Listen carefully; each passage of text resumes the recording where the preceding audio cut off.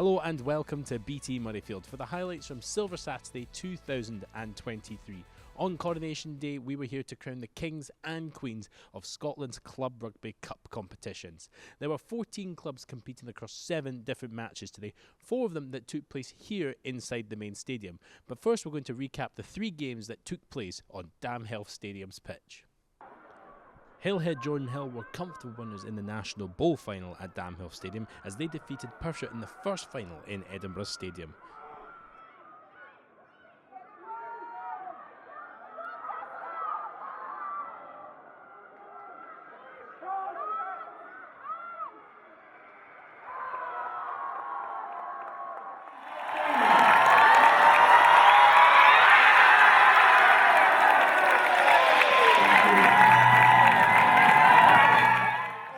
Definitely a fantastic game from both sides. Definitely a team effort from everyone. This was our first year with the seconds team, so to come out and get this win is just shows class effort by everyone. Yeah, it's brilliant. It's been a full squad effort. We've had a real buy-in, particularly the last few weeks. A really good atmosphere at training. We've had almost 40 people down at training. Although the first team didn't quite make the final this year, they've still been down, completely supporting all the players. Couldn't be proud of the overall squad. It's been a brilliant effort for everybody. In an entertaining men's bowl final which featured 15 tries, it was won by Caledonia North Division 3 champions Kinloss Eagles over Panmure, who won 69-32.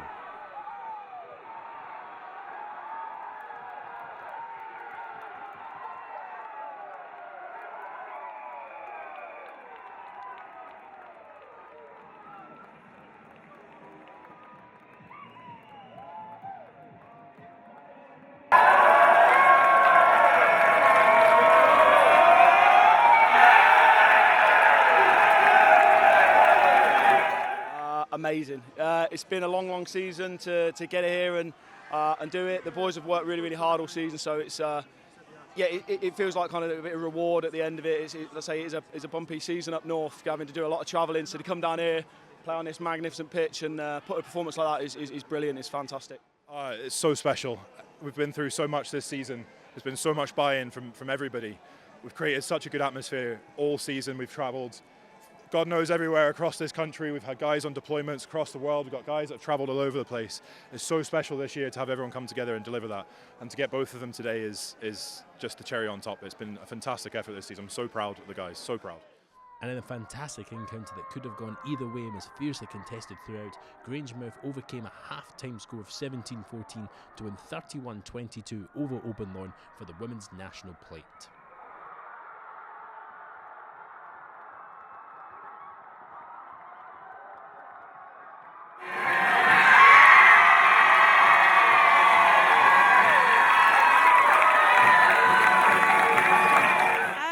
Tough match, they put up a really good fight. They've got some good runners, and I thought maybe at the start it's going to be we did know it was going to be really tough coming into it, but I'm just so proud of our team today and where we've come from through COVID and building our team up, and to get to here today has just been an amazing experience. So I felt it was too close for comfort actually. I would rather we were further ahead, but good on our girls for sticking at it and pushing right to the end, and that try at the end just sealed it for us.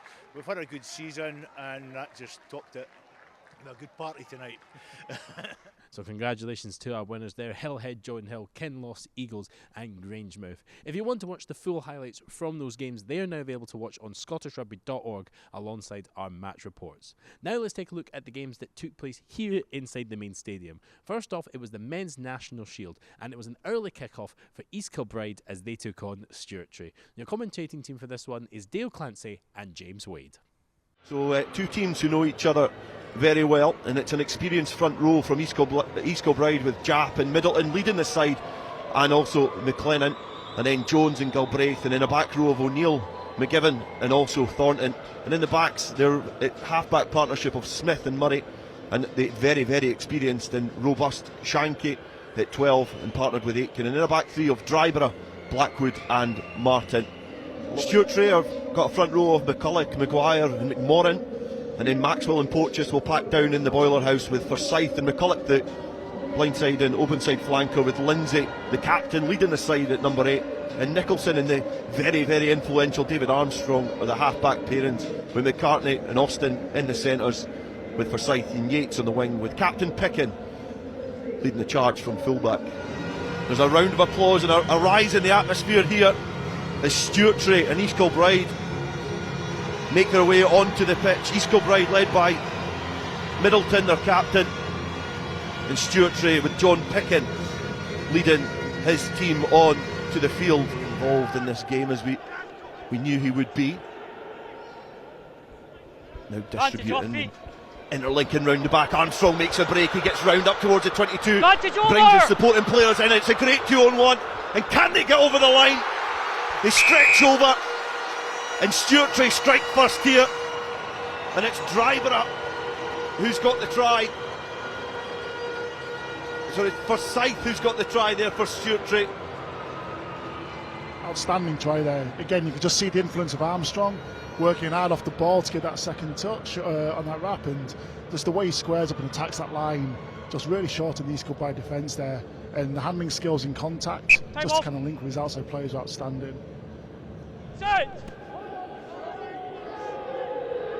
The referee firmly signalling what he's wanting from the scrum, and the nudge comes on, it twists slightly, and it's been picked up at the base and carried forward by Lindsay. There was a chance of redemption for the Stewartry inside centre.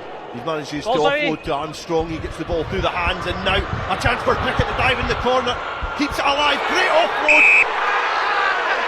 Outstanding play there by Picken. Not about to be put in touch, but the ability to get that ball away created something from almost being the ball being turned over there. So it's a second score for Forsyth, and as you say, it was great work from Picken to just flat up the top. It's no, don't prevent a tackle. Play on.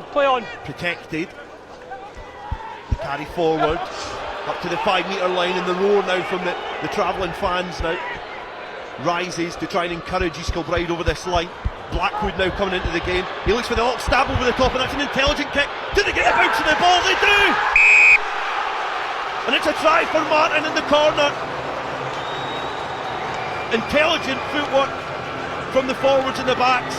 Innovation from Blackwood at fullback. And it was just a matter of loitering for the bouncing ball. And East Kilbride with their first real chance to get over the try line. They grasp it with both hands, and it's now East Kilbride 5, Stewartry 10. What a massive confidence boost that is. First venture into Stewartry's 22 to come away with a try, and as you mentioned there, using the space the Moorfield affords, great chip, ball took an edge to kind of sit, but really great patient play there. Hogg now. He carries forward, almost gets caught on his back, but does well to wrestle into a more fortunate position. Now lateral running from Stewartry. Couple of big carries and fends there. Armstrong now spots a little space, and now the opportunity is here for Stewartry to reply straight away, and Yates bounds in for a score and dives over for a try, and straight away within a couple of minutes Stewartry reinstate their 10-point lead over East Kilbride. It's now East Kilbride 5, Stewartry 15. It's exactly what you want, isn't it, after going to try down a positive response like that. You can see East Kilbride, what they're trying to do is just have a go at the breakdown.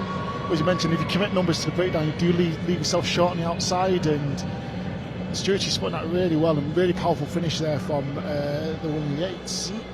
Martin goes quickly, has to gather and juggle it, and Blackwood comes into the line, and it's a cross-field attempt. I think Stewartry are going to let this bounce, and dangerously so. Number 6. Taking his time sizing up this kick here, just inside the 22. Right-footed connection, it's accurate. 5. And straight away, East Kilbride reply. They're on this afternoon. Hawick will look to try and do the same. It was 2002 when they won the league and cup double. Backwards. So Stewartry and Hawick have graced the pitch at the same time, but Forsyth snaffles off of the scrum there. Now Austin gets the ball into the wider channels, and Yates wants to try and open his legs. He evades the first challenge, then the second, and now it's a foot race to the corner. He dives over for the score, and Stewartry, with an opportunistic break from the scrum, extend their lead here against the run of play in the second half. and it was broken field running and interlinking play which allowed Yates to slide in the corner. Japp now tips the ball on, trying to find that gap in defence, that chasm to appear for East Kilbride. It's a short line.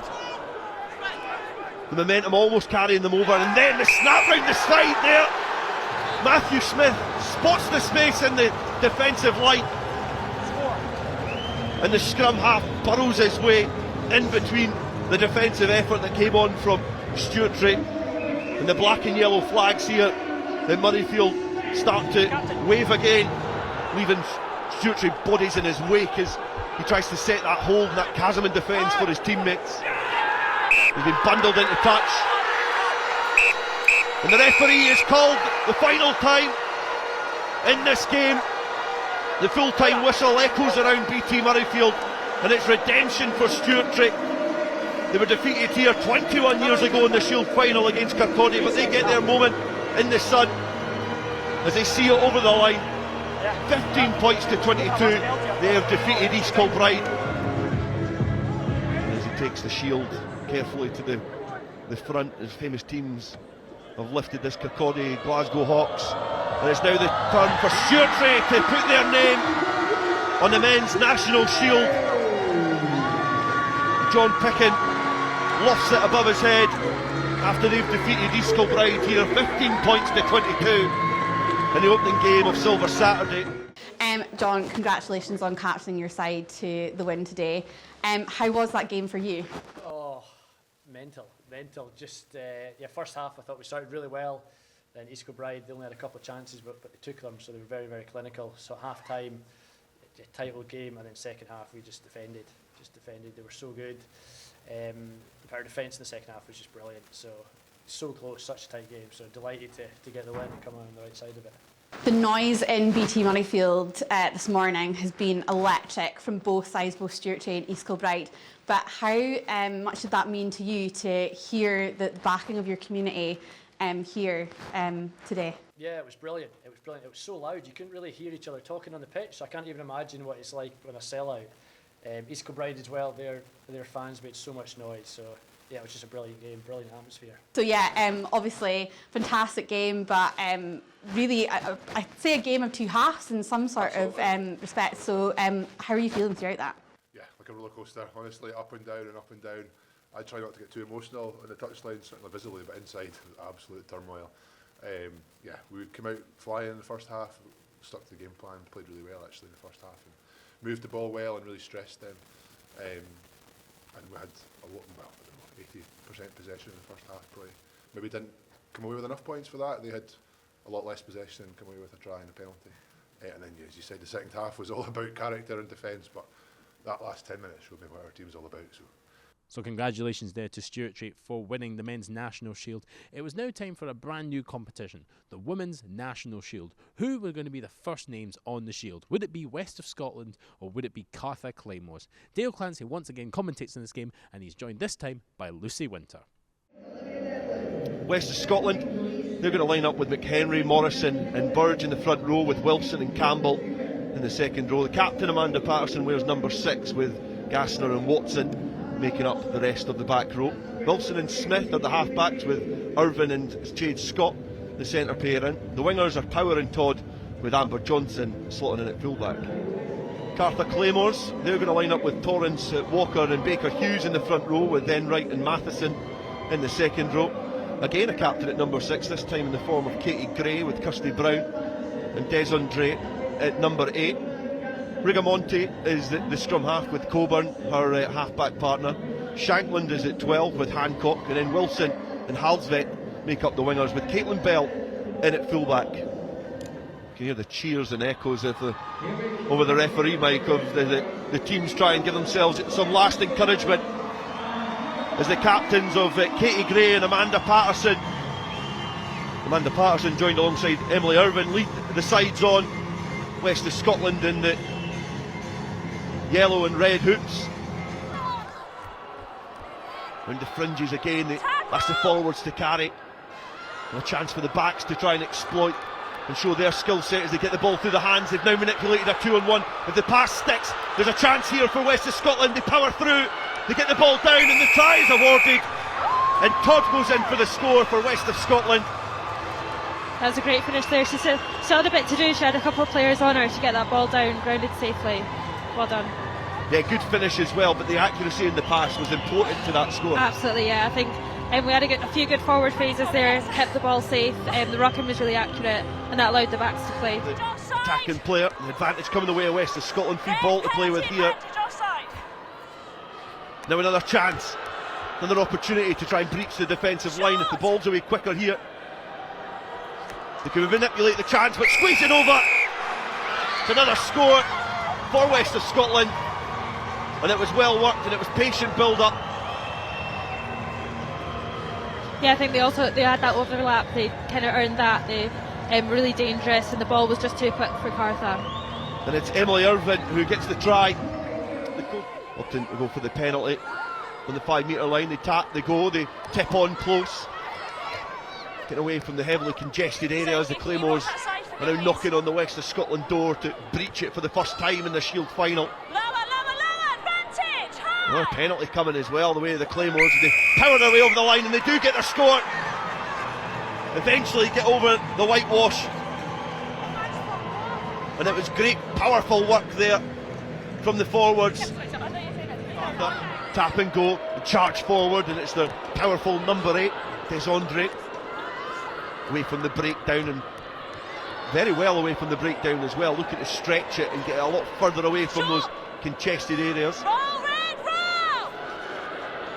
Numbers up on the right hand side for West of Scotland, but the gap does appear, and Cartha eventually are able to break through, and it is the replacement Amy Donaghy who's got the try, and she's had a brilliant introduction, a brilliant final for 15 minutes, because when she's came off the bench she's been instrumental in linking all this play, and it's just rewards to get Absolutely. a try. Yeah, no, that's a personal reward for her there as well. I think West of Scotland, they were stuck looking up, they didn't look around the corner, they hadn't folded around the corner, so there were numbers down, and Amy's just pounced on that there. First time we've really seen West of Scotland inside the Cartha half in this second 40 minutes. And it's a break and it's a tip on, and they're powering towards the line. Interlink can play, and West of Scotland get over through Alex Love. Their first opportunity in the second half, and Interlink can play between Love and Emily Irvin. She's the number 8, squeeze over the line. Yeah, that was fantastic interplay between those two, to get the scrum, the ball in and out cleanly. Great hands as well from number 8. You can see here, Love manages just to peck and go across the field, and already a try scorer in this game, Irvin. It means that Cartha can try and muscle their way over the line. Dave McCready tries to, she's been escorted off the field of play. And the referee is just asking for some guidance for the time, and it means that West of Scotland, by the narrowest of margins, are going to be the first ever team to get their name on the Women's National Shield after a 19 points to 12 victory. Yeah, I think at many times in that game it could have gone either way. I think both teams managed to claw out momentum on multiple occasions, and at this time it was West of Scotland that came out on top. Yeah, the celebrations can start now in similar fashion to the men's Shield final. As Lucy pointed out on commentary, what has been a difficult season. And the co-captains Emily Irvin and Amanda Patterson now making their way to the front to lift the Shield for the first time at BT Murrayfield, and it goes the way of West of Scotland women. And they can revel in the success and enjoy the rest of the day. And I can imagine it's going to be a very eventful evening at Bunbury. Yeah, big bus trip back to West of Scotland there. But yeah, you can see the happiness, but also I think at this stage probably still a bit of relief on the girls' faces as well. Amanda, many congratulations on winning the National Shield. That was a really tight game. How are you feeling coming out of that? Exhausted. I think it was hard going on the pitch mentally and physically. Cartha were in it till the very, very end, and it was a very, very close game, but we just stuck to what we do best and we managed to come away with the win, and that's what we aim to do today. So very, very pleased, I'm happy with the result. Obviously, this is the first ever time there's been a women's national shield, so how does it feel to have West of Scotland stamped on that as the very first winners? It's brilliant. It's really good that we can play competitive rugby at different levels, not just the top, and it just brings so much more excitement into the game because you've got loads of different clubs competing for it. So yeah, it's brilliant, and to have the first one is just tops it off. Lindsay, congratulations on today's win. Obviously, it really kind of could have gone any way at one point, so how are you feeling as head coach? Yeah, just absolutely chuffed for the girls. It's been a long time coming. We kind of set our goal out pre-COVID, that we want to come to Silver Saturday. COVID kind of stopped us in our tracks. We did well last year in the league, which put us up into the top competition, just maybe a step too early for us. But yeah, no, absolutely chuffed for the girls. It's, you know, it means the world to me that they got that today and they got that win. It was tighter than I would like to admit. And this is actually your final game as head coach for West of Scotland, so how much does it mean to you that the girls have gone all the way and this is your final hurrah to have ended on this high? Yeah, I mean, we did quite well in our first season, and we were a bit of an unknown team, quite new. So yeah, to get the win today and kind of sign off on that kind of big hurrah is really good.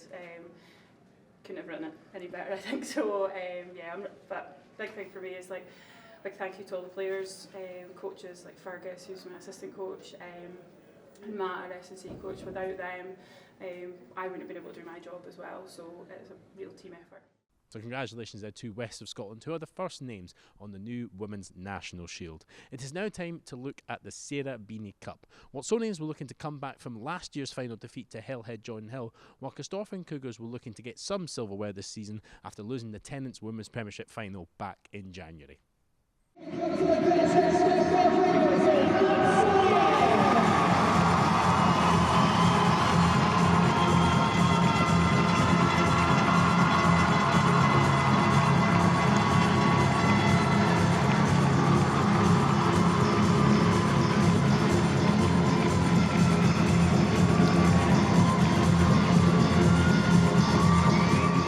Quick start for Cougars as they scored in the first 90 seconds of the game, with standoff Tanya Griffith kicking the ball, then neatly land inside Watsonian's 22 and a fortunate bounce around winger Rhea Lawrenson to gather and retain the ball for the women in the blue and red quarters. A couple of quick phases of recycle ball quickly saw the winger back in play and crashing over the line for the first 5 points.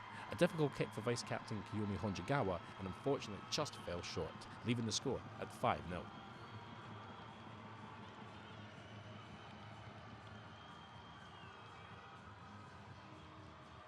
A couple of minutes later and Cougars had extended their lead. A penalty conceded by Watsonians for being off their feet in the ruck some 10 metres from the try line set Cougars up perfectly for the attack. After a quick tap and go and a few phases of hard carries from the forward pack, saw second row Adele Ferry power over the line for a try. Honjigawa missed the conversion again and the score remained 10-0.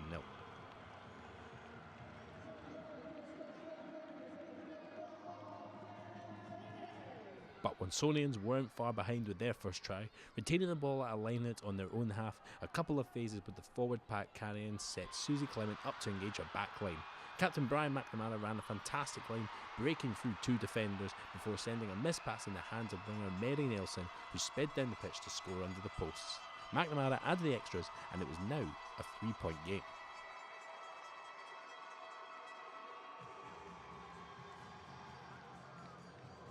With the line-out functioning well for Watsonians, they began working their moves to stretch Cougars across the field. After a few cycles of forward ball, the backs were once again released, with McNamara showcasing her strength in the midfield, finding the space to crash over the whitewash. The captain was unlucky to miss the conversion, and the score was 12-10.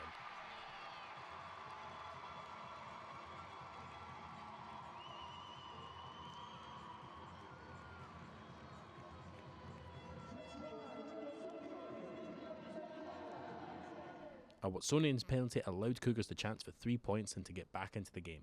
This time Honjigawa was firing and her kick sailed through the sticks, taking her team back into the lead.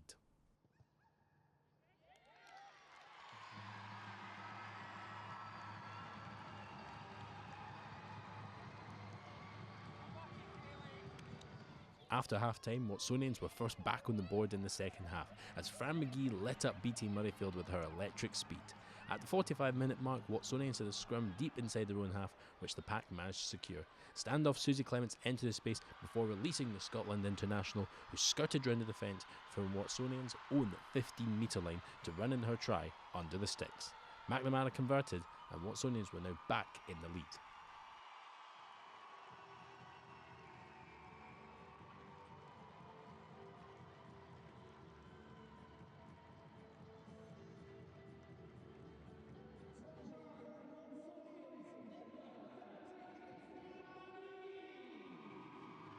And just 10 minutes later, McGee was back in action.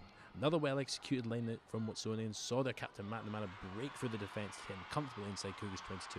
Some more great partnership work between Clements and McGee saw the Scotland international easily find space and dart over the try line to extend their lead. McNamara added the extras once more.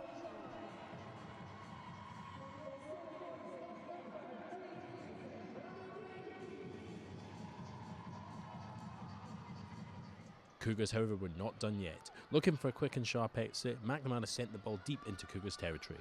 The ball exited, and with a nice bounce was expertly gathered by Griffith, who stormed away down the blind side to cross over the line in the corner.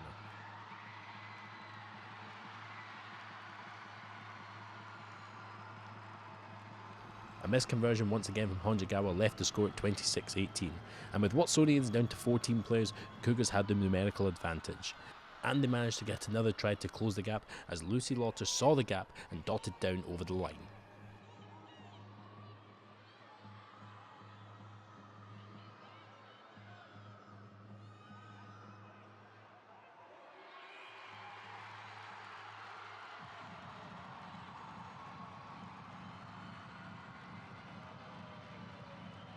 Honjagawa's successful conversion meant it was just a 1-point game with 4 minutes to go. However, they could not find that all-important point to take them over the line, and Watsonians kicked away the 80th minute to regain the Sarah Beaney Cup.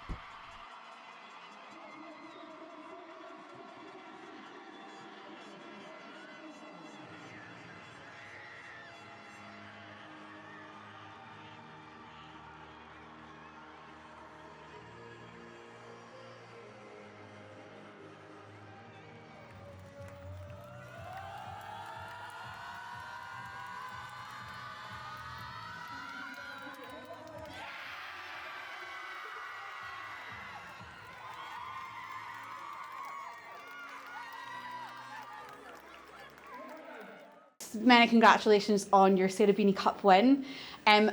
What a tense game throughout. It was 1 point up for Cougars at half time, and it's concluded 1 point in your favour.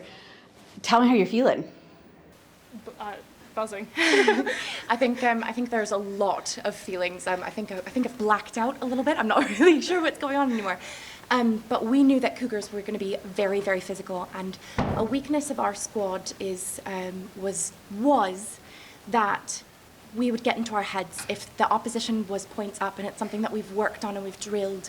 And I cannot fault our players, because today we were down and they came back with grit and determination, and that's all we could have asked for. And that 1 point, Cougars gave a hell of a match, but we really do feel we deserve the win, and we're so proud. Obviously, Briar, for yourself, you were named player of the match. So how does that feel to have come out, had such a great game, claimed player of the match, and done it here with such a loud crowd at BT Murrayfield? How are you feeling?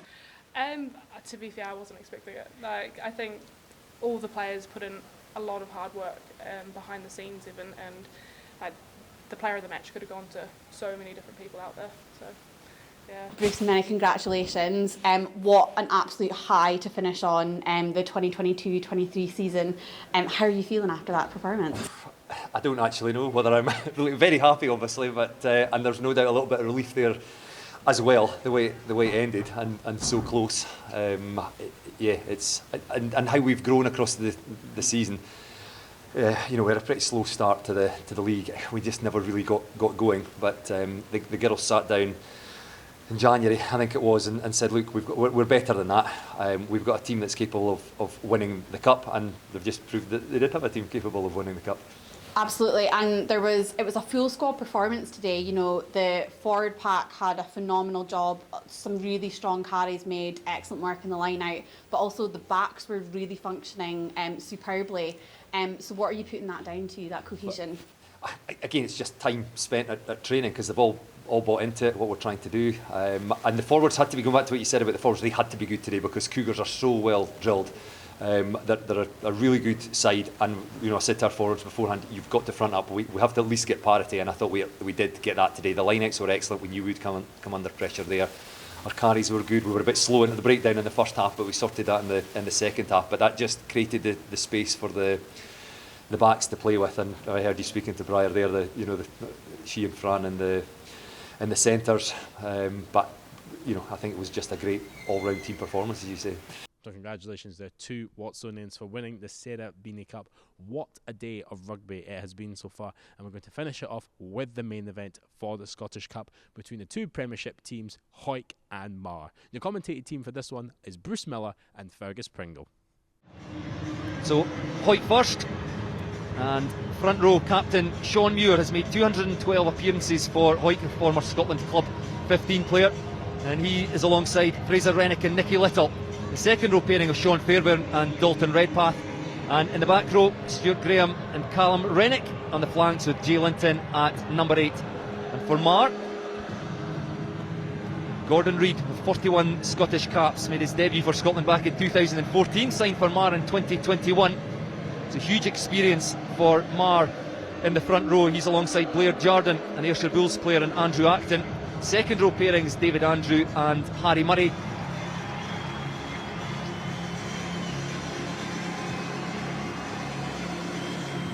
Fantastic atmosphere at BT Murrayfield. Yes, it's great to see so many people here today. It's been some great games in the build-up to this final game of the day, so let's hope we can have an exciting, close game in this final.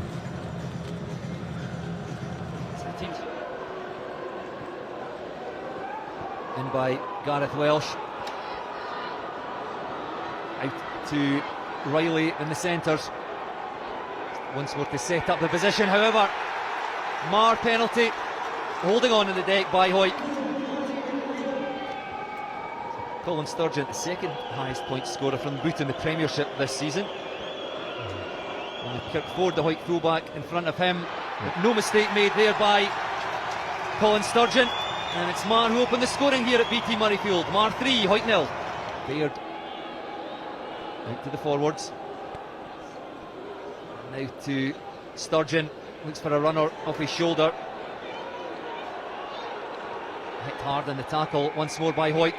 However, not rolling away this time, the offence, and penalty again to Marr.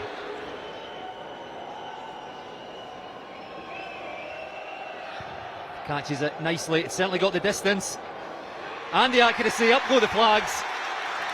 And second penalty to Colin Sturgeon. Doubles Marr's score, 6 points to 0. You see Gordon Reid on this side of the scrum for Marr, Miller on the other side. However, pressure on from Hawick this time, and they do win the penalty. He said Marr would feel hard done by there. The referee does award the penalty, but the other way this time. And the Hawick backs come in. Pats on the head for the Hawick forwards. And he makes no mistake and gets his side Hawick on the board. It's Marr 6, Hawick 3, 4 minutes to half time. He's in the bottom of that previous breakdown. Sends it back to his half-back partner Kyle Brunton, who again just goes to the skies off his left boot. Can't be taken cleanly by Jacobson. Hacked ahead by Ronan McKean, and he's got the gas, and McKean goes over, and that's the first try of the game. Ronan McKean, who scored the match-winning try against Curry in the Premiership final, goes over for our first try of the afternoon, and Hawick have taken the lead for the first time in this match. You know, Bruce, you said it before, didn't we, about the kicking game and how important those contestable kicks are going to be, and just one there that wasn't really dealt with, and the ball bounces loose. A great kick through by Ronan McKean, and he did definitely show a turn of pace there.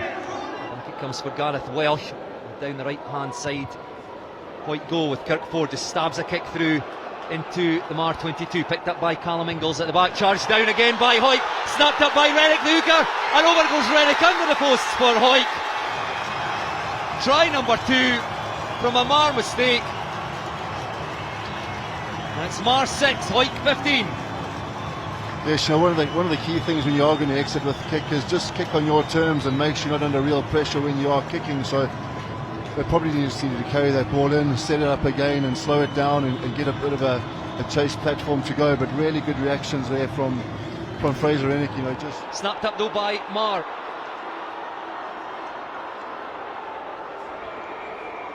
And the penalty though goes Hawick's way. Standing over this one, this should be a fairly regulation kick for the Hawick fullback, and up go the flags. Once again, Marr 6, Hawick 20. Fairbairn.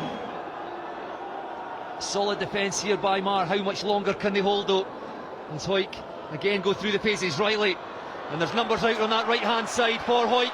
Can they go over in the corner? Very close here. Again stopped just short. No, up goes the referee's arm. A try awarded to Hawick, third try.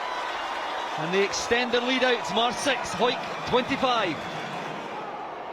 Marr looking to play this quickly as Johnson takes it. He's driven up there. The referee might want another look at that one. But allows play to go on. Sturgeon out the back. A chance here for Marr. And Bickerstaff bumps off two Hawick players and over goes Bickerstaff. And is that the spark that Marr needs to get themselves back into the Scottish Cup final? Marr 11, Hawick 25. Yeah, you know, that's probably the first time we've seen Marr keep the ball through the phases and actually try and move the ball out a couple channels towards the edge, and it's a great run there by Conor Bickerstaff. Chest there of Kirkford. Bounces nicely for him. Sends that ball long. Whipped out the air by Ingles at the back again for Marr. A loud blast in the whistle by the referee. And I think perhaps Marr players advancing before they'd been put. Long through out down the edge, and I just think again lost a kicking battle here, and it's given Hawick opportunity to get some more points. And Kirkford makes no mistake.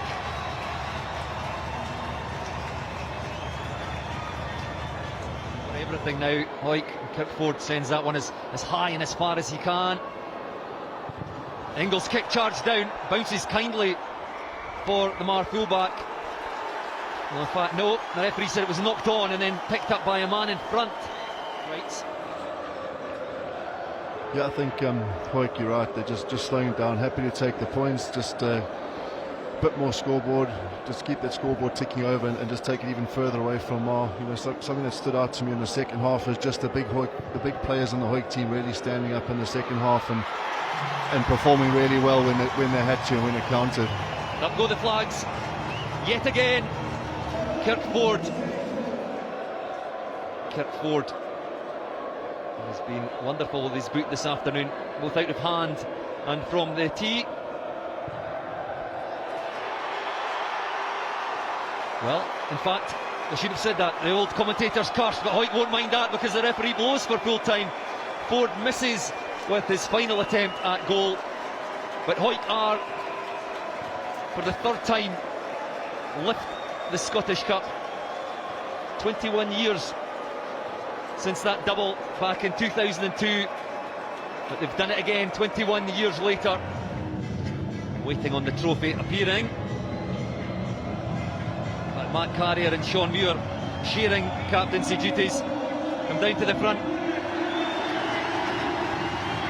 and up goes the Scottish Cup, lifted by Sean Muir and Matt Carrier, the club captain. And Hawick have just made what was a good season a great season as they lift the Scottish Cup for the third time, to add to those victories in 1996 and 2002. 21 years, it's been a long time in coming for a rugby mad town. There'll be some celebrations in Hawick tonight, I imagine. Congratulations on the Scottish Cup win. You've done the double, Premiership and Scottish Cup. How do you feel to have captained your side to those two fantastic wins? It's absolutely amazing. Can't believe it. Putting it into words is a struggle, but I was here in 2002 and I was 9 years old watching that squad of boys do it, and to do it ourselves with a group of mates, if I'm honest. It was just a group of mates, Hawick boys, a couple of from out of town, and to do it, it's phenomenal. It was a really tough first half, and there wasn't really much between the two sides, but obviously you put the foot on the gas in the second half. What was it that kind of switched in that second half to pull out that performance? Fair play to Marr. I think they done their homework. They came with a kicking game which kind of shocked us a little bit, and they put us under a bit of pressure, but we just stayed calm. We got 5-10 minutes before half time and got ourselves into the game, and Matty had a few words at half time, and I look at the message all season is we just stay calm, we back ourselves. In the first 20 minutes of that second half, I thought we were absolutely superb. To a man, I couldn't have fought anybody. We put the foot down and really showed our class. Matty, congratulations on that win. You came here obviously looking to do something quite historic, something that you've not been able to do for over 20 years. So how does it feel to have lifted that Scottish Cup today? Amazing. I think the boys deserve it, but Marr made us work really hard. But look, the character in the second half, there was some strong words at half time. Look, I felt first half we never really dealt a blow, and it was pretty positive. We were only 3 points down, but look, we struggled to keep ball and we were making individual errors, and then the chat at half time was like, let's just get a bit of energy and a bit of pride back into what we're doing, and I can't be prouder of that second half. I think we blew Marr away and just kept going right to 80 minutes. So look, it's amazing for the club, and I'm just lost for words. What an ending to Silver Saturday it is. Congratulations to Hawick, who by winning the Cup managed to make it a League Cup double for the first time since 2002 for the Border side. And that is it for us here at Silver Saturday. What an amazing day it has been. A reminder that if you want to watch the games that took place on Damhill Stadium, the highlights are now available to watch at scottishrugby.org alongside our match reports. We'd like to thank all of those who were in attendance on the day, and we'd like to thank you for watching. Goodbye.